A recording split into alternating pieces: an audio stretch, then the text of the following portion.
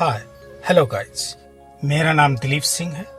Principle of इनहेरिटेंसी and variation के part 5 के पहले गाइज हमने प्रभाविता के नियम के बारे में मेंडल के नियमों में विस्तार से डिस्कशन किया है, चाहे वो एक जीनी वंशानुगति हो या दो जीनी वंशानुगति। आइए अब बहुजीनी वंशानुगति के साथ साथ अपूर्ण प्रभाविता, सह प्रभाविता व बहुप्रभाविता के संबंध में भी डिस्कशन कर लेते हैं। बहुजीनी वंशानुगति: जब एक कैरेक्टर को दो से ज्यादा जीनों द्वारा कंट्रोल किया जाता है तो उसे बहुजीनी वंशानुगति कहते हैं। जैसा कि नाम से स्पष्ट है, एक कैरेक्टर को बहुत से जीनों द्वारा कंट्रोल करने की वंशानुगति। मेंडल ने हमेशा दो कंट्रास्टिंग कैरेक्टर लिए, चाहे वो पौधों की लंबाई का हो या कोई दूसरा, जो उन्होंने 7 कैरेक्टर्स मटर में चुने थे। पौधे की लंबाई के दो कंट्रास्टिंग कैरेक्टर थे, टाल प्लांट एंड ड्वार्फ प्लांट। परंतु गाइस, आप अपने चारों ओर देखेंगे तो ये कैरेक्टर सभी उतने स्पष्ट नहीं होते जितने कि मटर के पौधे में स्पष्ट थे, जैसे मनुष्यों की लंबाई या मनुष्यों का रंग आदि। इनमें हमें सिर्फ दो कंट्रास्टिंग कैरेक्टर नहीं मिलते, चाहे वो मनुष्यों की लंबाई का हो चाहे वो मनुष्यों के रंग का हो, बल्कि कंट्रास्टिंग कैरेक्टर के बीच की अनेकों रेंज मिलती है। गाइस, आपने ऐसा अनुभव जरूर किया होगा। ऐसा क्यों होता है कि हमें कंट्रास्टिंग कैरेक्टर के बीच में अनेकों रेंज मिलती है? क्योंकि ये कैरेक्टर 3 या अधिक जीनों द्वारा कंट्रोल होते हैं। जैसे मनुष्य की लंबाई को 3 जीन कंट्रोल कर रहे हैं, ए, बी और सी। लंबे मनुष्य में कैपिटल ए, कैपिटल बी व कैपिटल सी तथा बौने मनुष्य में स्मॉल ए, स्मॉल बी तथा स्मॉल सी। अगर मनुष्य की लंबाई मध्यम है तो capital A, capital B, small C में। इसी प्रकार अन्य कई विकल्प, जब 3 प्रभावी जीन और 3 अप्रभावी जीन हों तो, जैसे कि अभी हम कर सकते हैं capital A, capital B, small C. इसी तरह के अन्य कई विकल्प। अब एक दूसरा उदाहरण लेते हैं। अगर 4 प्रभावी, जैसे कैपिटल ए, स्मॉल बी तथा कैपिटल सी और 2 अप्रभावी जीन होंगे, इसी प्रकार अन्य कई विकल्प, जब 4 प्रभावी जीन और 2 अप्रभावी जीन हों तो लंबाई मध्यम से कुछ ज्यादा होगी। इसी प्रकार के कई अन्य विकल्प हो सकते हैं। जिस तरह की बहुजीनी वंशानुगति मनुष्य की लंबाई में है, उसी तरह की बहुजीनी वंशानुगति मनुष्य के त्वचा के रंग में है। गाइस, आइए अब अपूर्ण प्रभाविता के संबंध में डिस्कस करते हैं। मेंडल के नियमों के कुछ अपवाद भी हैं। उनमें से एक अपवाद है इनकम्प्लीट डोमिनेंसी या अपूर्ण प्रभाविता। आइए जानते हैं ये क्या है। इनकम्प्लीट डोमिनेंसी या अपूर्ण प्रभाविता की खोज कार्ल कोरेंस ने 1903 में 4 o'clock या गुलाबास, जिसका बोटेनिकल नेम है मिराविलिस जलापा, पौधे में की। इन्होंने 4 o'clock प्लांट में जब क्रॉस कराया तो F1 जनरेशन में और F2 जनरेशन में भी मेंडल के नियमों के अनुसार परिणाम प्राप्त नहीं हुए। मेंडल के नियम के अनुसार F1 जनरेशन में डोमिनेंट कैरेक्टर ही उभर कर आता है, जबकि इन्होंने देखा कि F1 जनरेशन में डोमिनेंट कैरेक्टर पूरी तरह से उभर कर नहीं आ पाता। इन्होंने 4 o'clock प्लांट के फ्लावर के कलर पर प्रयोग किए। इन्होंने रेड फ्लावर का एक प्लांट लिया और एक व्हाइट फ्लावर का प्लांट लिया। रेड फ्लावर के प्लांट में जीन है कैपिटल आर और व्हाइट फ्लावर के प्लांट में जीन है स्मॉल आर।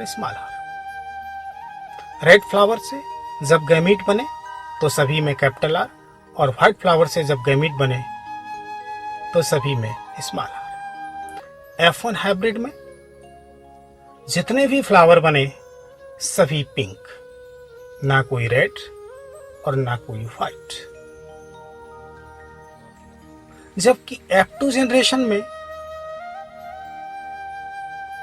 जो प्लांट बने उनमें से एक रेड, 2 पिंक और एक व्हाइट। जबकि मेंडल के नियम के अनुसार F1 जनरेशन में सभी रेड फ्लावर बनने चाहिए और F2 जनरेशन में 3 रेड और एक व्हाइट।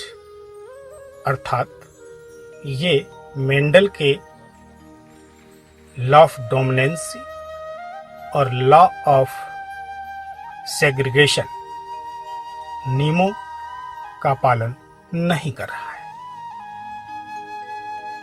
इसलिए इसे हम इनकम्प्लीट डोमिनेंसी कहते हैं। इनकम्प्लीट डोमिनेंसी में फिनोटाइपिक रेशियो और जीनोटाइपिक रेशियो समान रहता है। फिनोटाइपिक रेशियो 1:1, जीनोटाइपिक रेशियो 1:1, जबकि मेंडल के मोनोहाइब्रिड क्रॉस में फिनोटाइपिक रेशियो 3:1 और जीनोटाइपिक रेशियो 1:1 होता है। ओके गाइस, प्रभाविता अपूर्ण प्रभाविता के साथ साथ एक सह प्रभाविता या कोडोमिनेंसी भी होती है। सह प्रभाविता या कोडोमिनेंसी में F1 जनरेशन में दोनों पेरेंट्स से मिलती जुलती संततियां प्राप्त होती हैं। अर्थात F1 में मेल पेरेंट और फीमेल पेरेंट दोनों के कैरेक्टर एक साथ प्राप्त होते हैं। इसका अच्छा उदाहरण ह्यूमन के ब्लड ग्रुप को नियंत्रित करने वाले जीन कैपिटल I के एलील्स हैं, जिनकी संख्या 3 है। इनमें कैपिटल I, कैपिटल A व कैपिटल I, कैपिटल B पूर्ण प्रभावी है स्मॉल I पर, और अगर कैपिटल I, कैपिटल A व कैपिटल I, कैपिटल B दोनों एक साथ उपस्थित होते हैं तो दोनों ही एक साथ अपना प्रभाव प्रदर्शित करते हैं। दोनों ही एक साथ अपना प्रभाव अर्थात सह प्रभाविता प्रदर्शित करते हैं। डायग्राम में ह्यूमन के ब्लड ग्रुप के जीनोटाइप व फिनोटाइप को प्रदर्शित किया गया है। प्रथम जनक के एलील, द्वितीय जनक के एलील, संतति का जीनोटाइप, संतति का फिनोटाइप या संतति के blood group. Capital I, capital A, capital I, capital A जब मिलते हैं तो capital I, capital A, capital I, capital A genotype बनता है और ब्लड ग्रुप बनता है A। और जब capital I, capital A, capital I, capital B मिलते हैं तो जीनोटाइप बनता है capital I, capital A, capital I, capital B और ब्लड ग्रुप बनता है AB। इसी प्रकार जब कैपिटल I, कैपिटल A और स्मॉल I मिलते हैं तो संतति का जीनोटाइप बनता है कैपिटल आई, कैपिटल ए और स्मॉल आई, और ब्लड ग्रुप बनता है ए।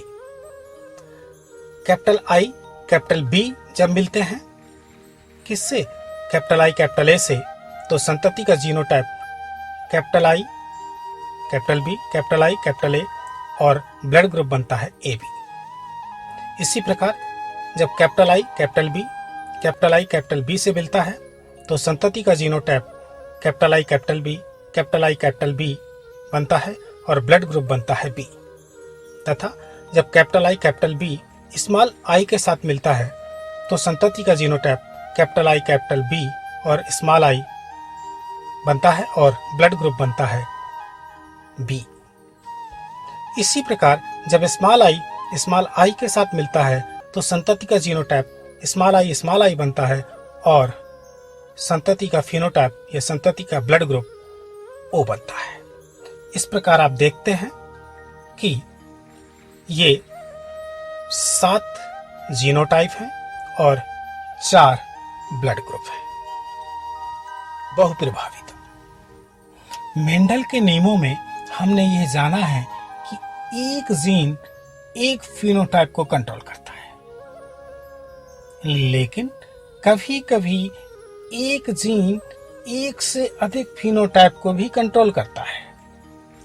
ऐसे जीन ही बहुप्रभावी जीन कहलाते हैं। मनुष्य की फेनिलकीटोमेह डिसीज के लिए जो जीन उत्तरदायी होता है वही जीन मानसिक मंदता, त्वचा के पिगमेंट के साथ साथ बालों के कम होने के लिए भी उत्तरदायी होता है। जब मनुष्य के नॉर्मल जीन में म्यूटेशन हो जाता है तो फेनिलकीटोमेह डिसीज उत्पन्न होती है और वही जीन मानसिक मंदता, त्वचा के पिगमेंट के साथ साथ बालों के कम होने के लिए भी उत्तरदायी होता है। अर्थात कभी कभी एक जीन एक कैरेक्टर को कंट्रोल करता है, कभी कभी एक जीन एक से ज्यादा भी कैरेक्टर को कंट्रोल करता है। उसी को हम बहुप्रभाविता कहते हैं। गाइस, हमारा ये डिस्कशन NCERT पर बेस्ड है। हम प्रत्येक पॉइंट का बहुत ही बारीकी से डिस्कशन करते हैं तथा प्रत्येक डायग्राम का बहुत ही बारीकी से विश्लेषण करते हैं, जिससे आपको कोई भी डाउट ना रह जाए। लेकिन इसके बावजूद भी अगर आपको कोई डाउट रह जाता है तो आप हमसे पूछिए, हम आपकी पूरी मदद करेंगे। और गाइस, जब आप पूरी तरह से संतुष्ट हो जाएं तो प्लीज फॉलो करिए और अपने दोस्तों को भी इस बारे में अवश्य बताइएगा। Thank you.